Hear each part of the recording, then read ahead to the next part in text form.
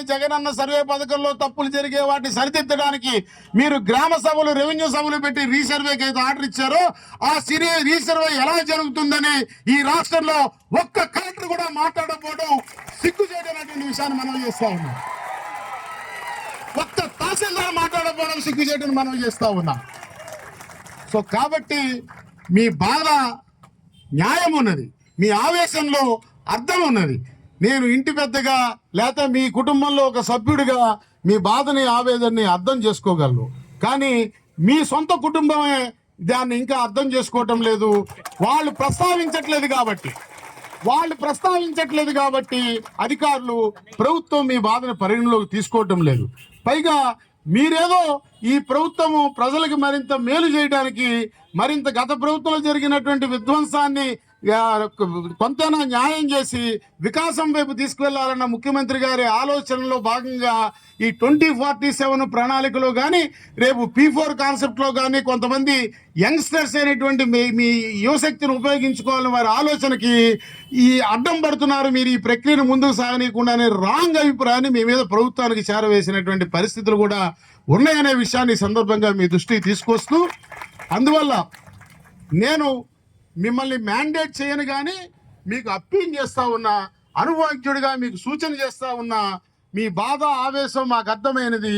అది ఎవరు ఏది ఏమైనప్పటికీ కూడా దీనివల్ల ఈనాడు ప్రభుత్వానికి మీ మీద సదభిప్రాయం లేకపోయిన పరిస్థితుల్లో నేను వచ్చి సంఘీభావం తెలిపానని నా మీద ఎవరికైనా కోపం వచ్చినా సరే నేను తప్పనిసరిగా ఎఫెక్టివ్గా మీకంటే బలంగా మీ బాధను నేను నా వాదన రూపంలో గౌరవ ముఖ్యమంత్రి గారి దృష్టికి వారి కార్యాధికారుల దృష్టికి తీసుకువెళ్ళి మీకు న్యాయం జరిగేటట్టు చూస్తానని మాత్రం నేను ఈ సందర్భంగా మీకు హామీ ఇస్తూ, మీరు కూడా 3 విషయాలు గుర్తుపెట్టుకోండి. చివరిగా కంక్లూడ్ చేస్తూ చెప్తున్నా. 1, మీరు భారత రాజ్యాంగంలోని 311 రక్షణ పొంది ఉన్నారు, రాజ్యాంగబద్ధమైన నియామకం అయి ఉన్నారు. మీ ఉద్యోగం ఎక్కడికి పోదో ఎవడు లేడు. Point number 1. పాయింట్ నెంబర్ 2, మిమ్మల్ని ఎక్కడో ఒక్కడ ఉన్న స్థాయికి తగ్గకుండానే చూడాల్సినటువంటి అవసరం ప్రభుత్వం మీద ఉన్నది.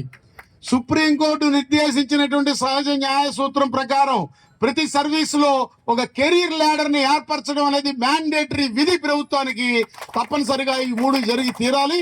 వాటి కోసం పనిచేద్దాం. మీరు ఇప్పుడు 4 రోజులు కొద్దిగా తొందరపడ్డారు ఆవేశంతో.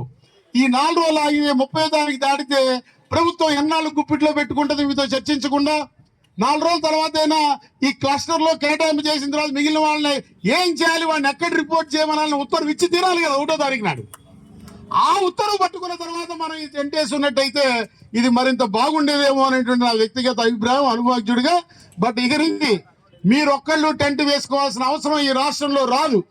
టెంట్ అంటూ వేయాల్సి వస్తే మొట్టమొదట మా ఆంధ్రప్రదేశ్ ప్రభుత్వ ఉద్యోగుల సంఘం పక్షాన మా ప్రధాన కార్యదర్శి వేస్తాడు.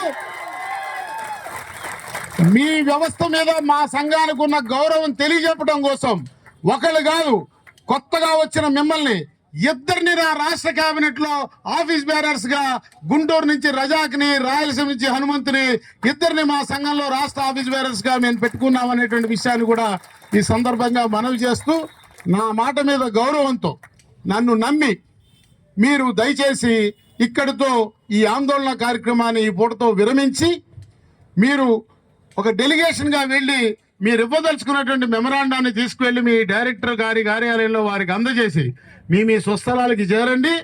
నేను గౌరవ ముఖ్యమంత్రి గారి కార్యాలయంలో మీ సబ్జెక్ట్ చూసే అధికారులతో కూడా ఇవాళ సాయంత్రమే మాట్లాడతాను. మీ సమస్యలకి మీకు ఇబ్బంది కలగకుండా ఈ ప్రక్రియ అల్టిమేట్ గా మీకు ఉపయుక్తంగా ఉండాలి, ప్రభుత్వానికి ఉపయుక్తంగా ఉండాలి, ప్రజలకు మరింత ఎక్కువ సర్వీస్ చేసేటట్టుగా ఉండాలి తప్ప మిమ్మల్ని మానసికంగా క్షోభ పెట్టి హింసించే రీతిలో ఈ కేటగరైజేషన్, రేషనలైజేషన్ అనేది ఉండకూడదని